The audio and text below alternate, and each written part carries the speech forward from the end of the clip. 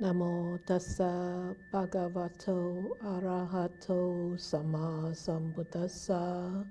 Namo tassa bhagavato arahato sama sambuddhassa. Namo tassa bhagavato arahato sama sambuddhassa. All right, then we are looking at chapter 2. Is the Four Noble Truths. Actually,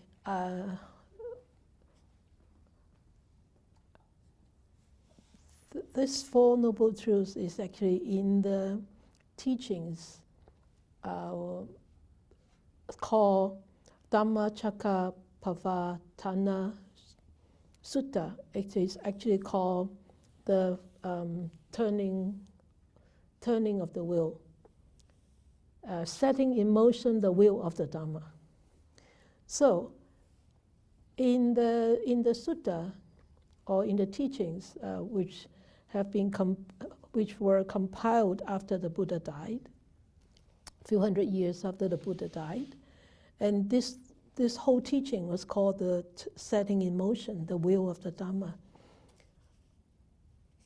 If you have time and if you want to read it, it is actually a very, very interesting sutta.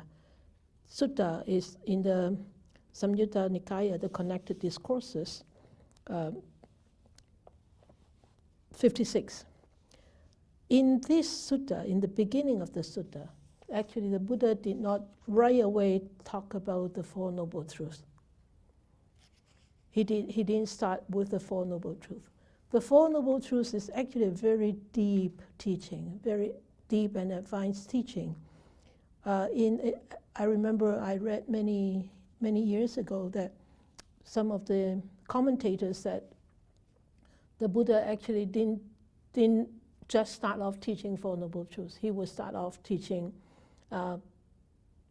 things about generosity, about morality, about heavenly existence, and then he would teach about the cause, the source, the danger, and the gratifications of sensual pleasures, before he would start to go on teaching the Four Noble Truths. So here in the connected discourse of the Buddha, it's called Samyutta Nikaya.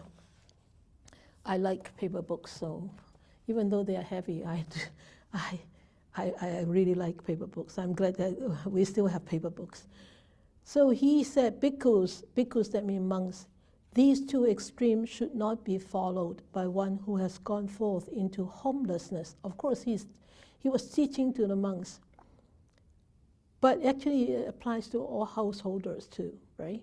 The two extremes are the pursuit of sensual happiness in sensual pleasures, and also the pursuit on the other extreme is to going like what he did for the 6 years in the forest, going ascetic life, minimal clothing and minimal food and all that.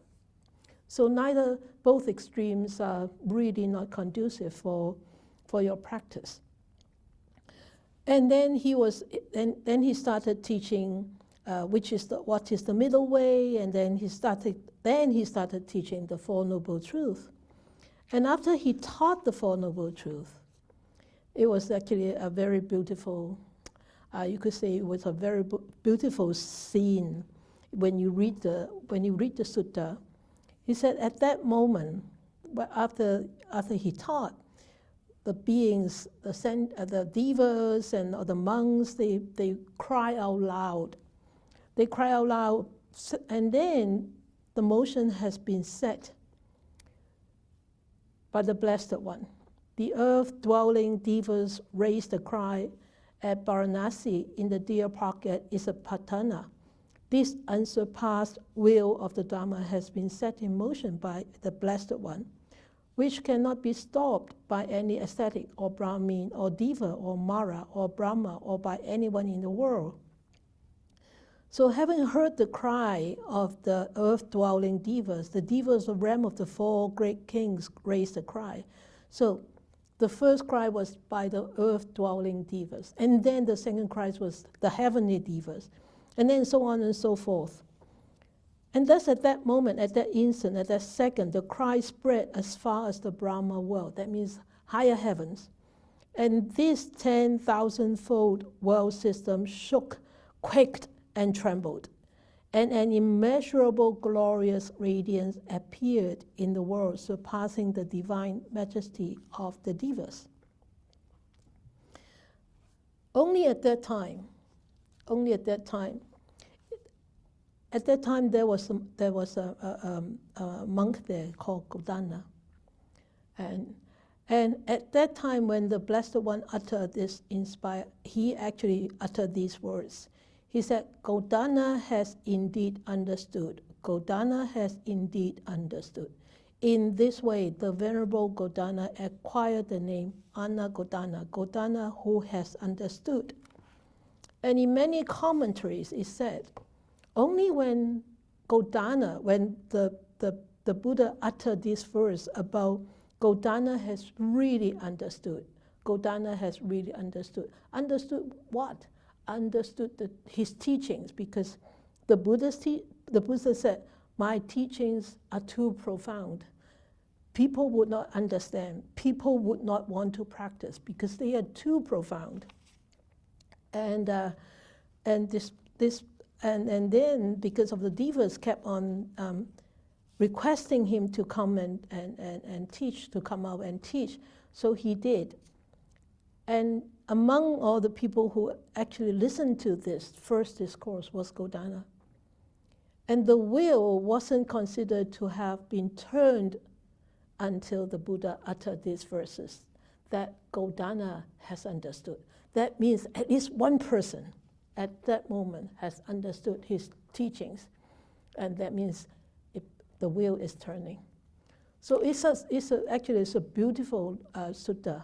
If you could actually find time to read it. If you can find it on the web, come and borrow my book. So the Four Noble Truths actually were usually taught after the Buddha would give a step-by-step teachings. As I said just now, included about generosity, morality, and about the devas world. Why would you think that the Buddha would talk or would teach about generosity and morality, all that, before he actually started teaching Four Noble Truths? Why? Did you get any answer from here? From the first? Sure. Could it be to broaden the perception of the people that were there so that they actually understood what he was referring to when he actually spoke about the Four Truths and what they meant in his perception of what morality and this that was, so you could actually understand? Okay, understanding. That means understand, okay. Understand about morality and generosity before he goes into the Four Noble Truths. Okay, great. So what do people get by understanding? They have no regrets. There's nothing they regret. Okay. There's nothing that they regret in their life. After understanding? Yeah. No regret just by after understanding? No, but by being moral and being generous. Being. Yeah. Being, that means practicing. Yes. Right? That's the part. Not just by understanding, it's by being generous, by practicing generosity, by practicing morality. One gets the benefits of practicing. One gets, we call the blessings, the merits of practice. So there is this a base for the practice to build up, a foundation for the practice to build up, right? Otherwise it starts from nowhere. There's the base is too loose. It is not solid enough. But with generosity, with all those sila, we call morality and all that, you start to add in gravels, you start to add in rebars and all that, so the foundation becomes stronger, right? So not just by understanding, but by being. Thank you, by being. Great. So that's great. And then he well, this is called the Four Noble Truths, the first part of the Four Noble Truths. It talks about dukkha, right? Pain, suffering, and pain. And you see, I'm a showcase of books. Majjhima Nikaya, huh? In the Majjhima Nikaya, there are actually across the Buddha's teaching, especially in the Theravadan tradition, Southern tradition, there are lots of teachings about Four Noble Truths. So I'm just picking out a handful. So there's chapter 13 is called the Greater Discourse on the Mass of Suffering. And then chapter 14, the Shorter Discourse on the Mass of Suffering. So this shorter discourse, it says right here, yes, dukkha. Why is that dukkha? Why is that dukkha? Because people do not understand the source, the danger, and the gratifications of sensual desires. So they kept on running after them. And then there results pain and sufferings. So the word dukkha is really not very well defined.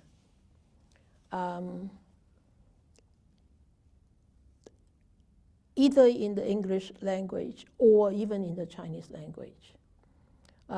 In English language, it's normally defined as sufferings, miseries. Sufferings is the most common word that we hear, right? And in Chinese is fu.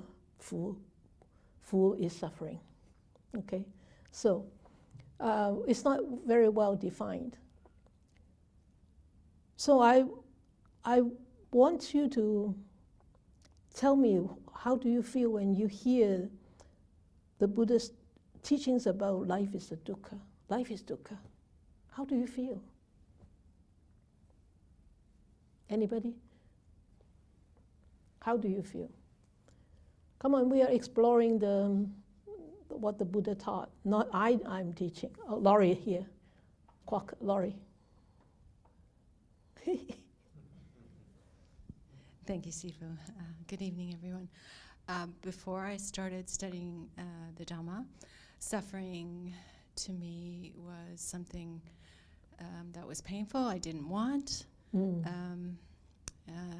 Was when if I would hear, oh, life is suffering, I would think that was very pessimistic, very unhappy, and very depressing.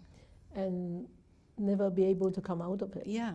There's no solution to it, exactly, right? Yeah. It lingers on all the time, right? Mm-hmm. So how come you start studying the Dhamma? It's dukkha. I was very fortunate. Yeah. And you don't find it to be dukkha anymore? I do not. Good for you. Okay, good. Well, as you know, dukkha is a Pali word, means any words really cannot actually define dukkha. So it's better to use dukkha, the original word of dukkha. But to give you a sort of like an idea, is like depression, abandonment, pain, dissatisfaction, unhappiness, miseries, sufferings. Anything that is of negative, you can call it a dukkha. Okay, so here when he says about, he says, expounded his first sermon to his old colleagues, so that we talk about that first sermon. And so he says dukkha, so translated by most scholars call the noble truth of suffering. I would like to share with you a very, I respect him a lot. He once was my professor, Peter Harvey from England. Actually, he commented when he translated one of the discourse on the Noble Truth. He said the four true realities taught by the Buddha are not as such things to believe, but to be open to, see and contemplate and respond to appropriately. And he said these four true realities are the four fundamental dimensions of experience, as seen by a spiritually noble person with deep wisdom. And indeed, it is by insight into these that a person becomes personally ennobled. If we think that life is a suffering, how can we become noble? All the time we will like you used to be, right? Reject it, push it away, avoid it, abandon it, right? We will never become a noble because we will be reacting with so much negativity all the time. So a noble person is somebody who has, transcend all these difficulties. So the teachings of the Four Noble Truths, or any teachings that the Buddha actually taught, he instruct us. He show us, he instruct us, and he want to benefit us so that we could become happy and peaceful. That's why the path of practice is called liberation from sufferings. When you're liberated from sufferings, that means it's understood. That means you're happy and peaceful, right? You don't have to say, oh, you're happy and peaceful. But once you are liberated from these sufferings, then you're happy and peaceful. Once you wash the cloth, the robe is clean. Why do you need to wash? Because you want it to be clean. So it's been washed. That means it's clean. Well, depending on how fussy you are about cleanliness, right? So the Buddha taught us this is the path to liberation from sufferings, and this is the words that I'm leaving for you. So here, Professor Peter Harvey defined dukkha as pain. And I think pain actually encompasses many aspects. There could be pain of abandonment, there could be pain of sufferings, there could be pain of losing and all that. He said, as a noun, pain opposed to pleasure. Pleasure in Pali term is sukha. And therefore pain, pleasure, there is pain or there is pleasure, or there is neither pain nor pleasure. So that is neutral. So there are three different kinds of feelings. So therefore he said the primary sense of dukkha when used as a noun is pain. But then its meaning extends to include mental pain and unhappiness. But he said dukkha as an adjective refers to things which are not themselves forms of mental or physical pain. He said, but which are experienced in ways which bring physical and mental pain. And when he said this, I think, yes, aging is not dukkha. Sickness is not dukkha. But when you reject or when one dislike the experience of aging, the experience of sickness, it becomes dukkha. Right? So it's actually a very good definition by Professor Peter Harvey. So this is my introduction of this chapter. So do you have any inspiration, any revelation by reading this chapter if you want to share with us?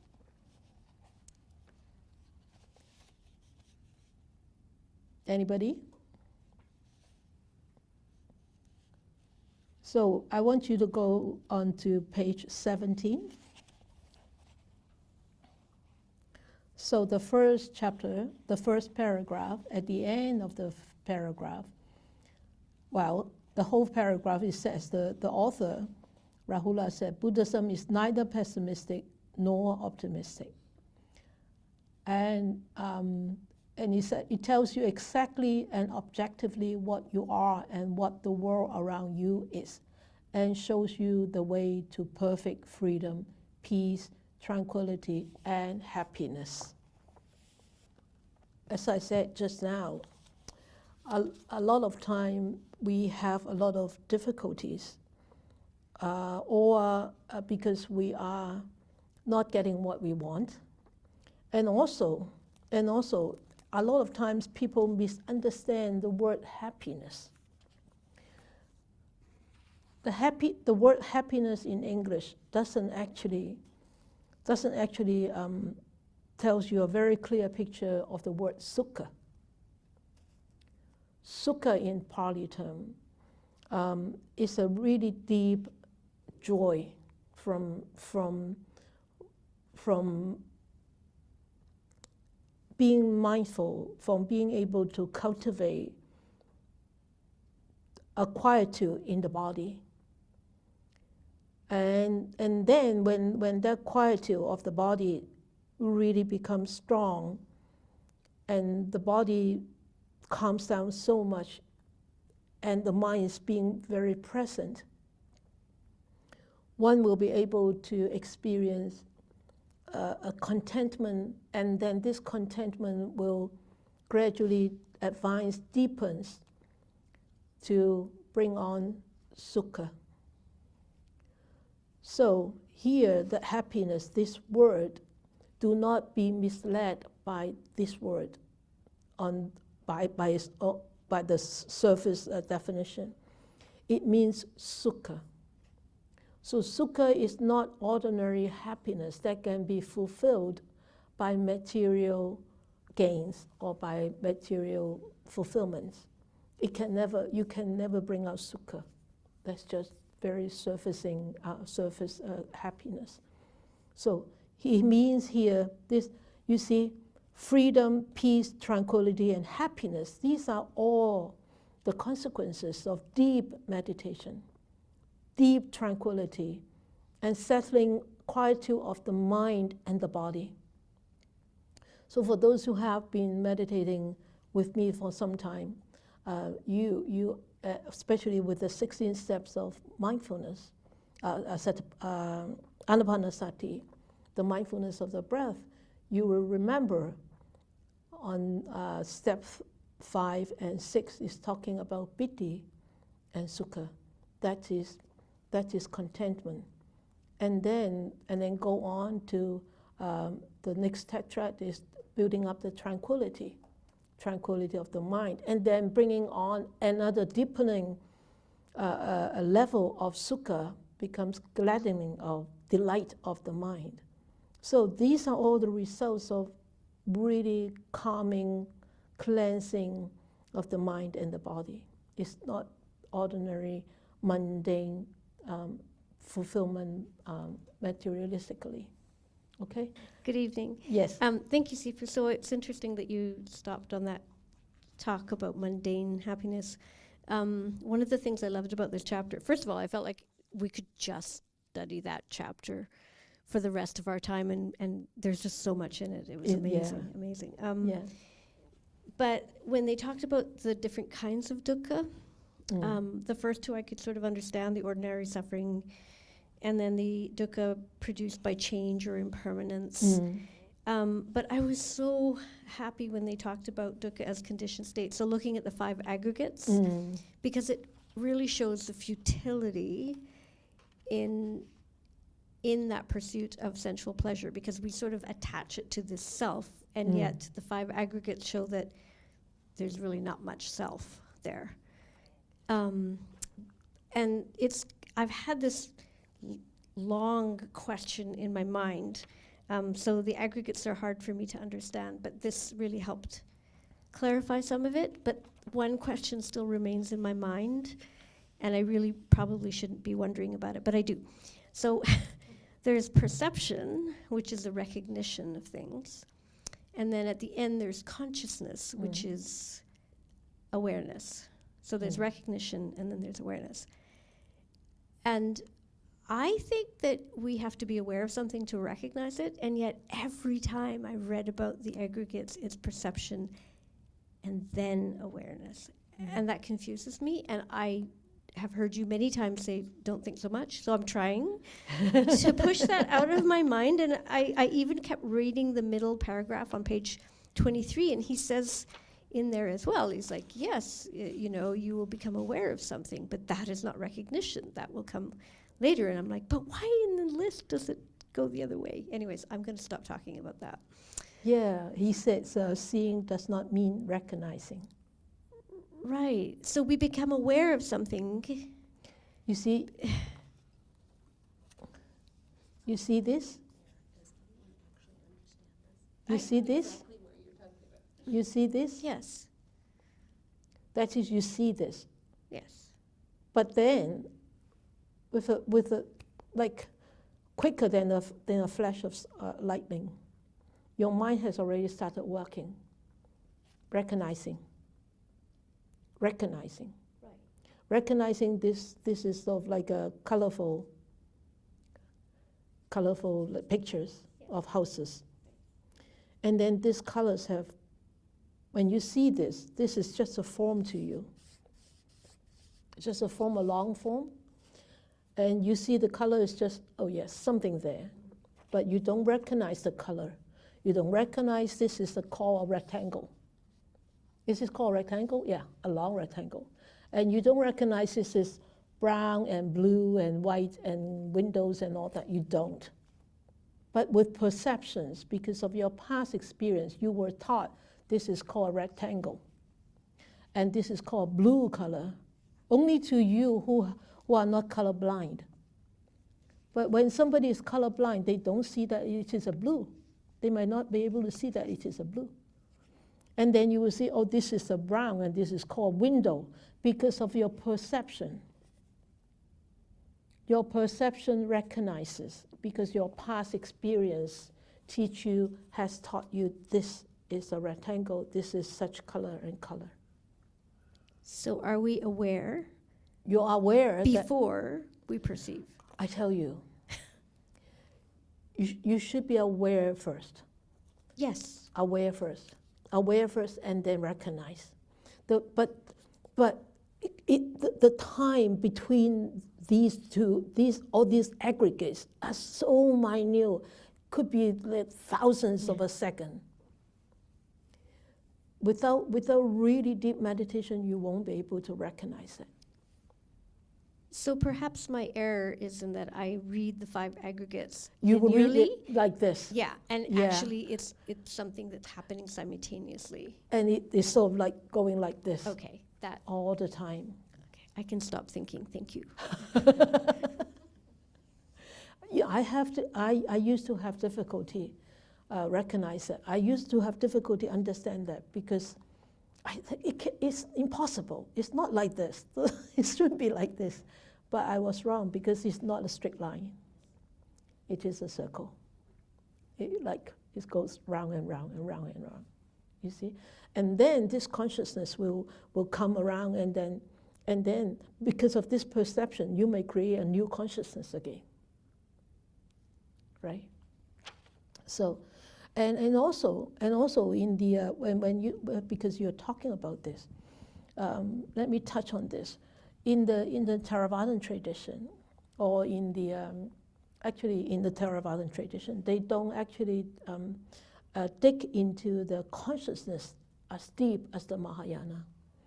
In the Mahayana tradition, that means in the northern tradition, like the Chinese tradition or the Tibetan tradition, they dig into the consciousness more, especially the Yogacara,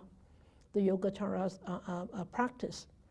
They actually have 2 more consciousness after the 6th consciousness. That will explain to you a lot more. And that is there is the 7th consciousness, and there is the 8th consciousness. So the 7th consciousness is just like a porter or a messenger, bringing all the messages or whatever from the 6, all these 6 sensors and 6 consciousness carry it into the 8th consciousness. The 8th consciousness is like a storehouse. It's like our computer chip.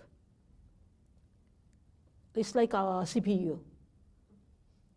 CPU, I think, is better, isn't it?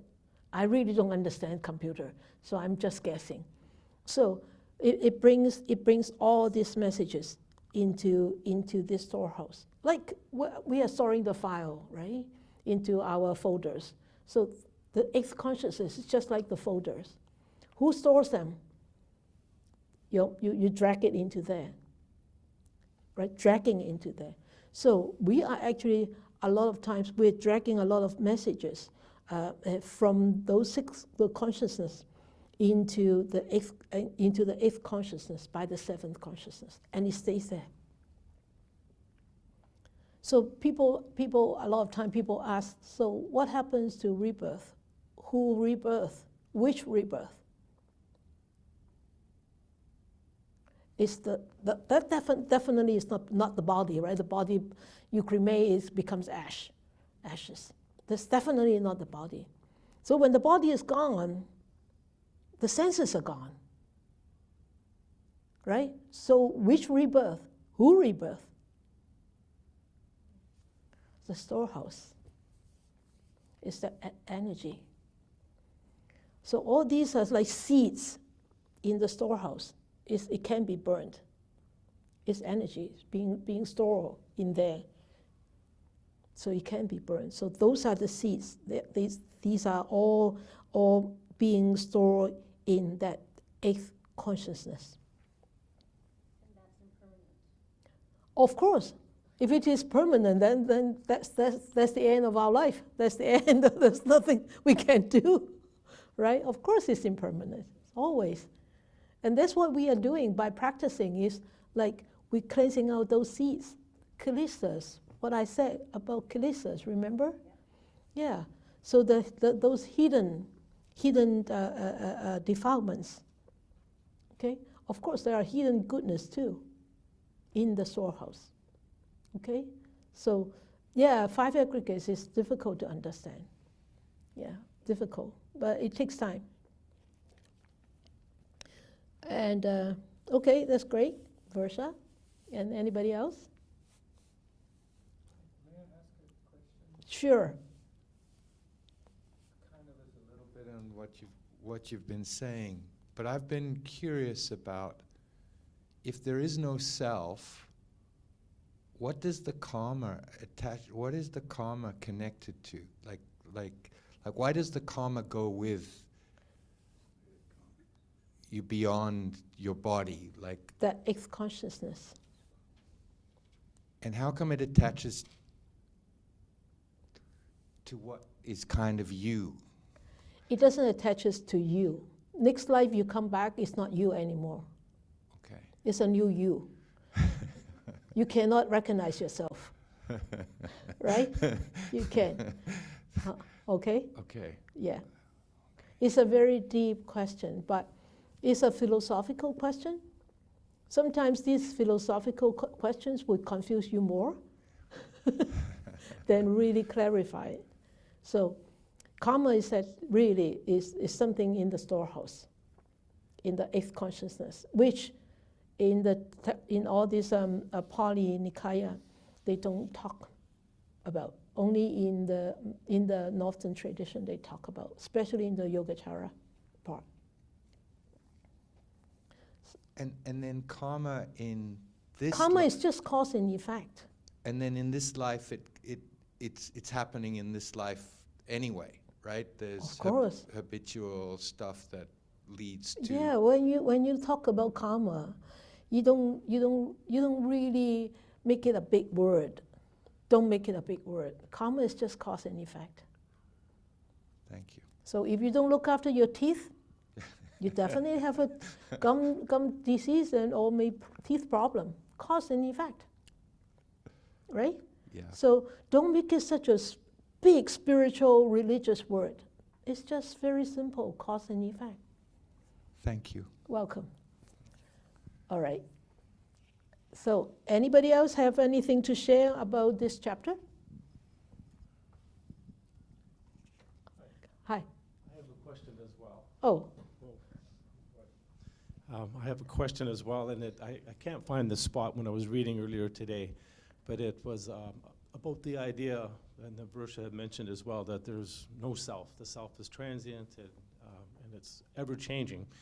So when I'm reading this, I'm thinking of an experience I had a couple summers ago where I met a friend from high school. I hadn't seen him in almost 50 years. And You still recognize him? I knew him right away, and he knew me right away. So then I'm wondering, so there must be something, or it seems there's something that's continuous, that's not completely transient, or how else could I recognize him? Yeah, of course, you have memories, right? You have perceptions.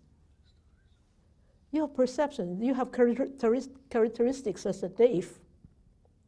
And he remembers all those characteristics, and you remember his characteristics. And at that time, your perception come into play. Oh, this is so and so. But haven't you changed? And he has too. Yeah. He was twice the size he used to be. Yeah. So where is that self that he used to have? Where?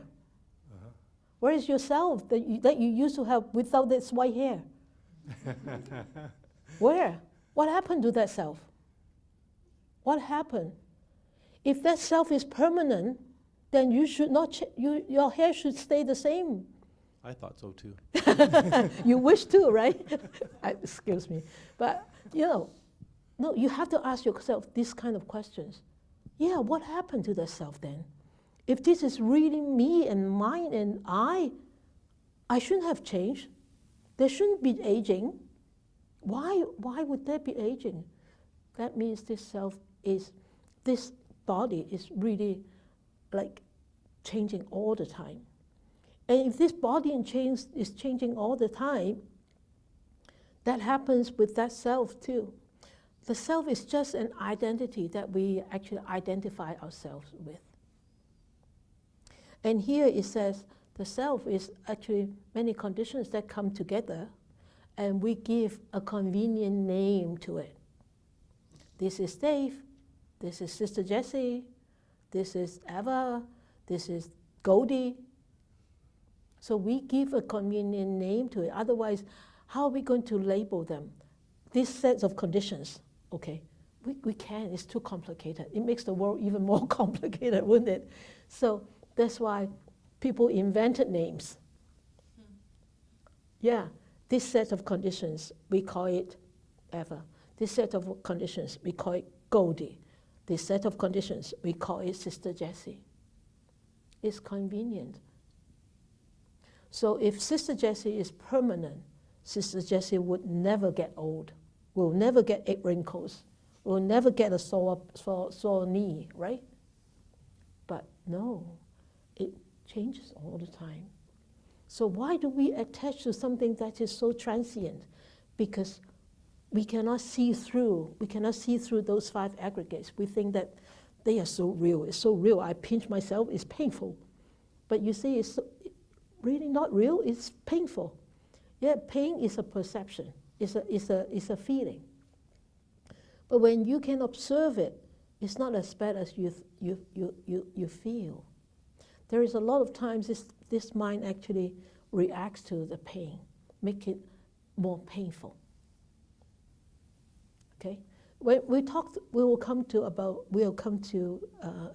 that point about talking about anatta, self, no self. It's actually a very simple set of conditions. So simple. Answers your questions. Okay, Carrie. Thank you. So I have a question. I'm wondering. You're all asking questions. Okay. Well, you have such good answers.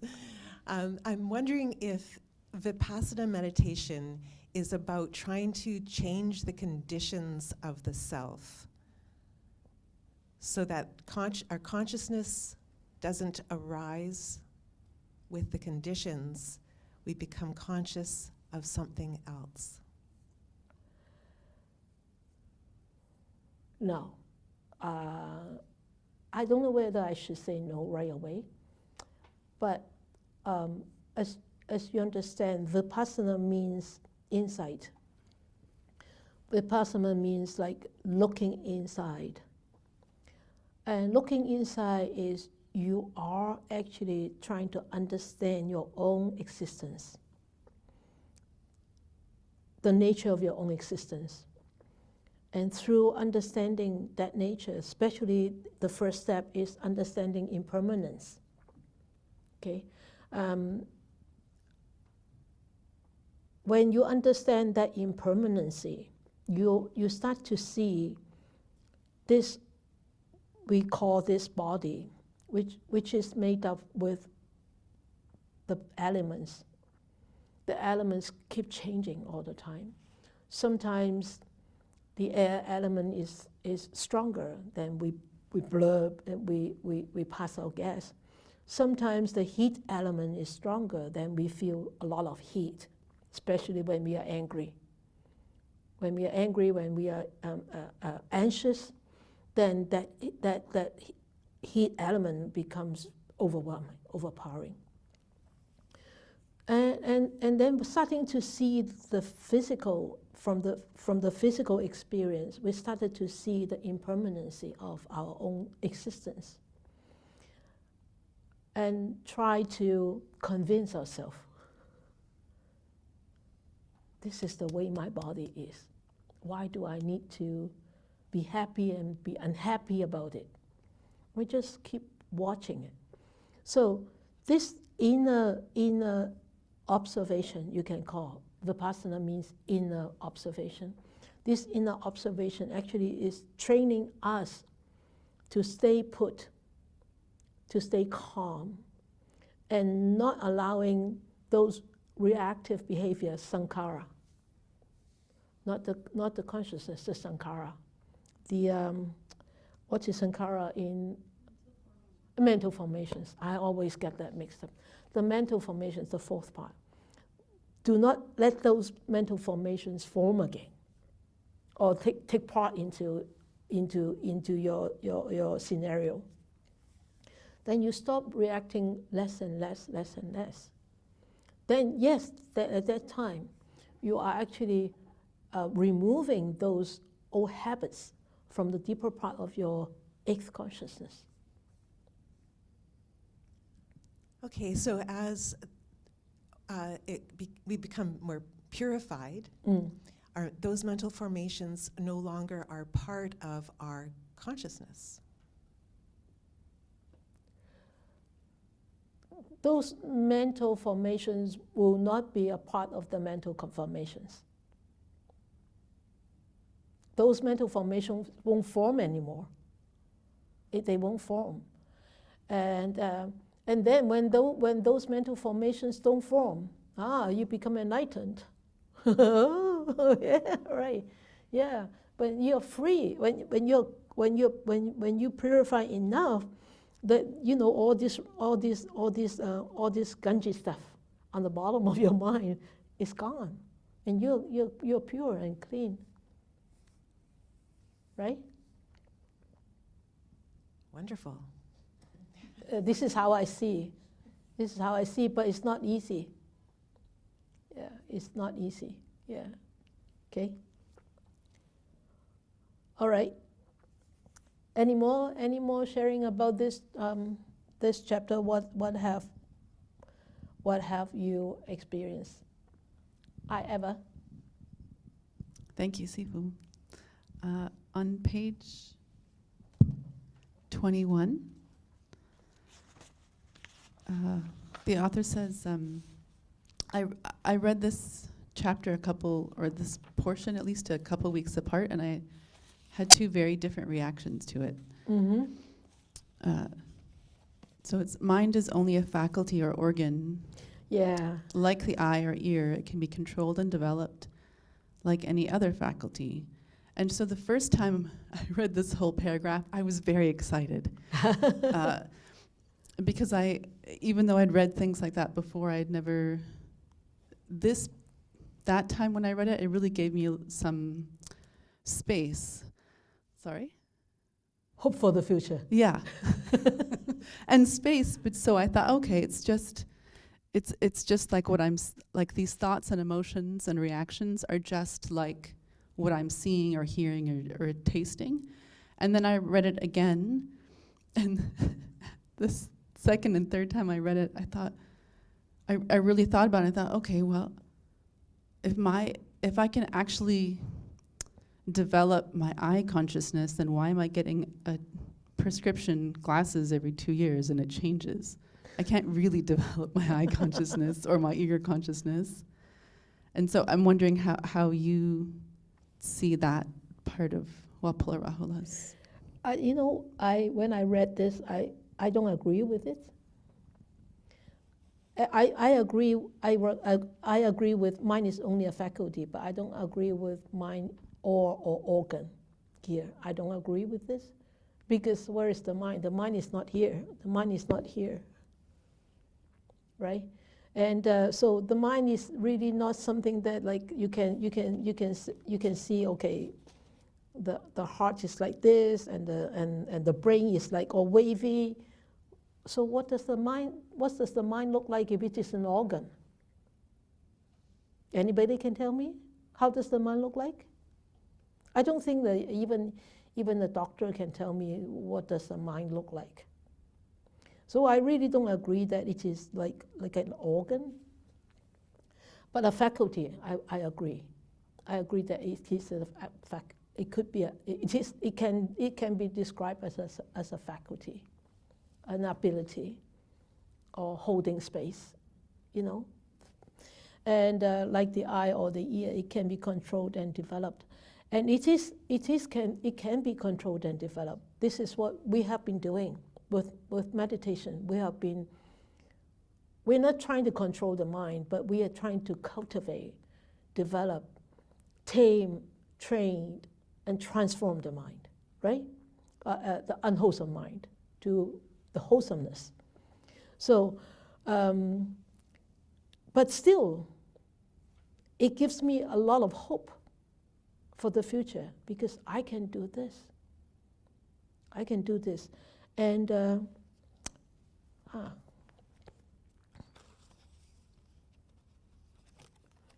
because how can you understand your mind? By knowing your thoughts, right? Knowing your reaction, knowing your emotions. Those are the manifestations of the mind. Agree?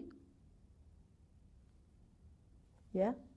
So when you start to watch the thoughts, watch your emotions, watch your reactions, say, oh, wow, my mind is like this.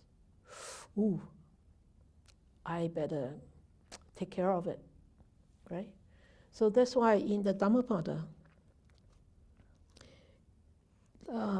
verse 3 and 4, he said that he abused me, he struck me, he overpowered me, he robbed me. So those who harbor such thoughts do not still their hatred. You see? So, and he said, he abused me, he struck me, he overpowered me, he robbed me. Those who do not harbor such thoughts still their hatred. So the mind, if it's holding all these abusive thoughts, people overpowering me, people rob me, if these thoughts are constantly in there, so the faculties are being filled with all these negativities. And how can they calm their hatred and be a loving person? They can't. So that faculty is being overpowered by all this negativity. But whereas with the second verse, the faculties is overpowered by wholesomeness, right? So it's different. So when that manifests, when the thoughts are manifested, we start to understand the mind. But if we do not watch our thoughts, we will never be able to understand our mind. Our thoughts, our emotions, our way to deal with things, our way to say things, those are all manifestations of the mind. So I'm glad that you bring this up. I was going to talk about this, the faculty or organ. I don't agree as an organ, but I agree as a faculty. Okay? All right. Anybody else?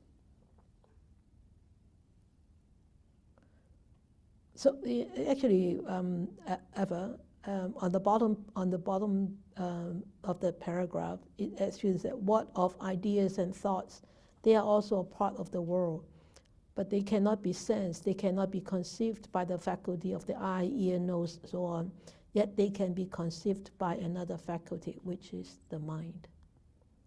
So I don't know why he actually put organ there. What organs is a sense of it can contain things. Yeah, but okay. It's the sense. Oh, okay, okay. So organ like means containing things, like a container. Yes. Ah. You physically, this is contain. Oh, the whole body is an organ then. You can say that. Ah. It's something you can have. Is that the way in English defined organ? It's mean in Chinese, hey. Hey. Hey. Oh, hey, I don't. I Hey, don't- gun or hey. Yeah. Yeah, it's different in Chinese. Chinese means container. Yeah, so Yeah, give contain. you some sense of why is my organ. Oh, okay. Very, very smart. You see? Advantages of knowing two languages. But you have to know it well. I don't know it well, okay. Interesting. Yeah, hey, you are right. Yeah. Good. Very nice. Interesting. Interesting discussion. Okay. Any more?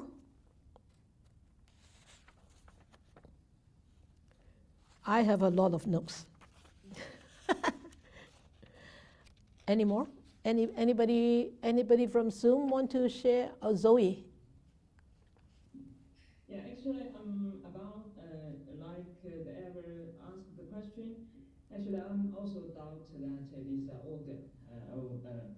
To define the mind as an organ. Yeah. Because if we, as you said, there is a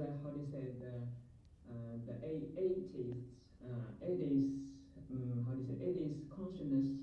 It is like a storehouse. Storehouse, yeah. It's a storehouse. So everything from the storehouse, right? Yeah. So I think the sixth consciousness, it is not become a container because he always join the seed from the house and to be effect. To be effective. Cause and yeah. So that's actually when I read it, so I also doubt the organ, the word, yeah. Yeah, the organ. Yeah. Yeah. Also, actually, I because my English is not quite well. I'm also don't know what it means. The faculty. It is like running a function or something. The function. function. Mm. It is like pushing, it is running, or others. Yeah. Well, as Zoe, as I always say, languages has a lot of limitations. Language has a lot of limitations. I think most of you would agree, and that's why the Buddha said his teachings are too profound for us with so much limitations in our mind, in our language, in everything. And so sometimes we don't understand is actually understandable, right? So I think we don't really need to actually dwell into individual particular words to really, but at least we, as a bigger picture, we know what the mind is. And sometimes really no words can describe. It's very difficult to put into words, really. That's why in the Zen tradition they said no words, right? Don't explain, no words. But I really like what Docent C said about she interprets this organ as a container, 黑器皿那个好像一个罐子一样。It contains like inside it contains. So in here it contains the mind, it contains the senses, right? In this body. The X-consciousness is also a container. It's like a storehouse. It's like okay. So maybe talk it a little bit. I also have some sentences I'm interested in. It's like page 17. 17, okay. It is the third paragraph. In the middle of the third paragraph, there is actually he gives some deeper description of the dukkha. Yeah. Imperfection, impermanence, emptiness. I think it is also include the deeper ideas such as imperfection, impermanence, emptiness, insubstantially. Yeah. Yeah, so that's why I think the author didn't agree with use some suffering or pain, or like to describe the dukkha.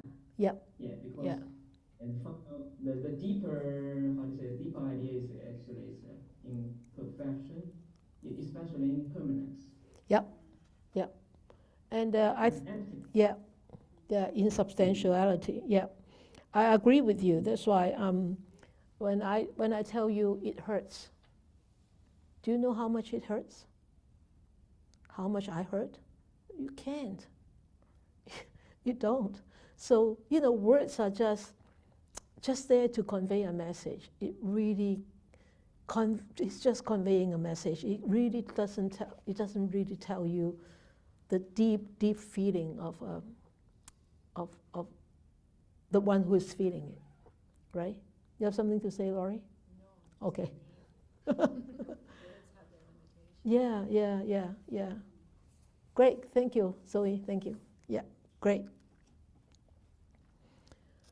All right, but when the Buddha taught, like he said, the first noble truth is dukkha. That means there are a lot of pain, dissatisfaction, imperfections, impermanence in this life. But he doesn't deny that there is happiness in this life, right? So that's why we need to really have a clear picture of what happiness is. And even though I just talk about happiness, sukha, I want to share with you. There are two kinds of happiness, O monks. The happiness of the home life and the happiness of monkhood. But the happiness of monkhood is the higher of the two. It's no discrimination, okay? And then there is the happiness of the senses and the happiness of renunciation. And The happiness of renunciation is the higher of the two. Don't misunderstand the renunciation is just something that a monk can do. You can renounce too. You can renounce a lot of things. You can renounce attachments. You can renounce sensual pleasures. You can renounce lust.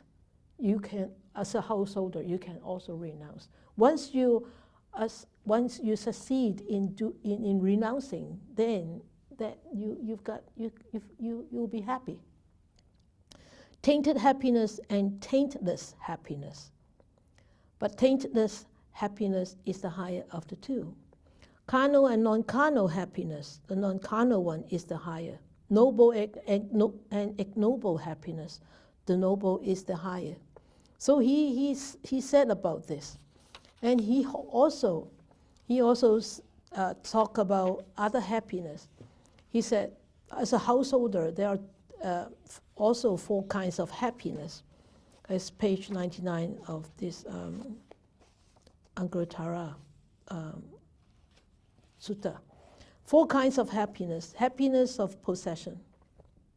You have house, you have fame, status, possession. Happiness of enjoyment. Oh, big 100 inches of 100 inches TV. Wow, wonderful, right? And happiness of debtlessness. That means you don't owe any money, any debt. Happiness of blamelessness. Okay? And so he divides these happiness into two shares. The first 3, that means happiness of possession, happiness of enjoyment, happiness of debtlessness on one part, and then the blamelessness is on the other part. He said, then he sees with wisdom and knows that the former 3 types of happiness combined are not worth 1/16th part of the happiness of blamelessness. You see, possession, enjoyment, debtlessness, those actually are a lot of material basis, right? But blamelessness is not material, it's mental. So that's what he said. So happiness is what we experience as the ripening of constructive karma. This one is not in here, it's from me. So happy and unhappiness, when happiness stops, we want it to come back, right? And unhappiness is what we experience as the ripening of destructive or unconducive karma. So when unhappiness is here, when it arises, we want it to disappear. We want it to part from us, but we can't. So we have to learn how to see it as a dukkha at that time. And then we start to see, oh, this is what the Buddha taught. This is dukkha. I cannot part with this unhappiness. What I can do is just to be aware and start to use the teachings to actually convince yourself to see it from a different point of view. Anybody else? I mean, just by reading it, I think everybody understands, right? So we don't need to really go part by part on this. I think the discussion like this would be actually more interesting. This is how I feel. Irene from South Bay. Hi. Hello. So what I want to share is like the more I know, the more I don't know. Right? Yeah. Like consciousness as arising conditions, and there's no I because just the conditions. Yeah. Well, due to an I arise seeing, so it's not that I'm seeing, but it's the condition arising. Yeah. So I just don't know how to share, how to explain, but this whole chapter is very interesting, especially like Ziva already talked about page 17, paragraph 1, which is not pessimistic or optimistic, but Yeah. is realistic, Yeah. It just gives me the ideas that, how I feel is that the more I know, the more I don't know. It's just like I have to rewind what I learned. Yes, it's true. Sounds great. Yeah, it's true. Because a lot of times we are actually bound by words. We're bound by so many words and so many books. And a lot of times they restrict us. They restrict us to think freely. And I think the one that you can trust is your own experience. Right. When you meditate and you are very quiet and very focused, and you will feel the body is so light. Sometimes you don't have that weight at all. So where are you? Where are you? Where is the 120 pounds? Where did it go? That is you, right? That is you. That is what you perceive as you. The weight, the body. But what happened when you are in that focused mind and you were so calm and quiet? What happened? So a lot of times we were so restricted by words, and we're so misled by our understanding of the words. Mm-hmm. Yeah. So that's why you say the more you read, the more you don't know. Yeah. That's how I feel. Yeah. It's true. It's true. Yeah. But let go. Don't worry. Don't worry. Just keep on experiencing your own mind. So he differentiated dukkha as 3 different kinds. Dukkha, and dukkha is produced by change, and also the dukkha as a condition arising, like the 5 aggregates. So this dukkha, we actually constantly see it in our life. It's just that whether we recognize it, whether we are able to actually deal with it in an objective, more balanced way. So, yeah. Any more questions? Any more sharing? Yes. He has a mic for you. I talk loud enough. I was sitting there thinking when you were talking about the 4 forms of happiness, Yeah. and the 3 of them where you said that sit on the one side, are those because, see, to me it sounds like those 3 are all active. They're actions, they're partaking, they're doing, and if you're not doing, then you're unhappy, right? So where the other one is just an acceptance, is that what I'm hearing? An acceptance of reality. When you Blamelessness? Yeah, blamelessness is just an acceptance of existence.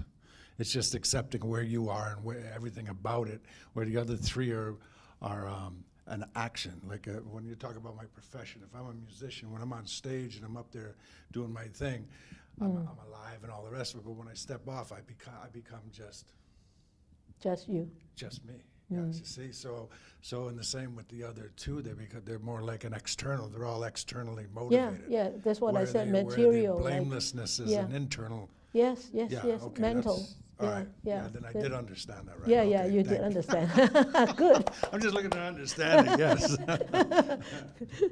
Thank you. Yeah, great. Good. Anything? Anybody else? So. Did it say in here? I think it did say, when he talks about mental formations, it did say in the I think in the notes, it says that there are 52 mental formations. Did you read about that? Try to go home and look up on the web about the 52 mental formations and understand them. But mind you, don't get too puzzled, because sometimes you'll find only 51 mental formations. Okay? because it's a different tradition. Okay, in the Theravadan tradition, they always talk about 52 mental formations. In the Mahayana tradition, a lot of times they talk about 51 mental formations. So don't be alarmed. And some of them actually are different. And also don't be alarmed, because if you want to talk about mental formations, there are lists more than 52. You can list more than 52. You can have hundreds of mental formations. But this is just what the past teachers have left us, 52 or 51. All right. So don't get too caught up in the number of 51. How come it's 51? How come it's 52 here? What's happening? Why this one doesn't correspond to this one? What's going on? Pass through through the historical passing down of the teachings from the Buddha. It goes through so many different cultures, different countries, different times, and so they're bound to have a lot of human interpretation in there, right? Individuals' human interpretation, and they're bound to have a lot of differences. So don't get caught up in those differences, and make sure you get the essence of the teaching. That's the most important. Good? It's great. I have read this book so many times. I have had this book for over 40 years. And this time I understand it so much more because I need to prepare work. And normally I just read, and they were just words. This time I really think about them. It's not that I didn't think about them before, but not as detailed as this time. It's great. Thank you for giving me this opportunity. Thank you so much. All right. Any more from Zoom people? No? Okay, then let's call it a day. Let us dedicate our merits.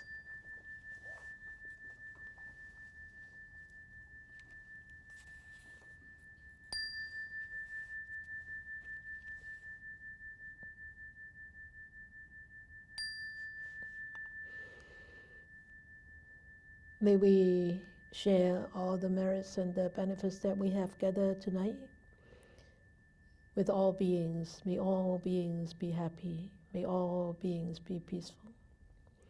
May we wish more and more people will encounter the wise words of the Buddha, study them, understand them, and practice them.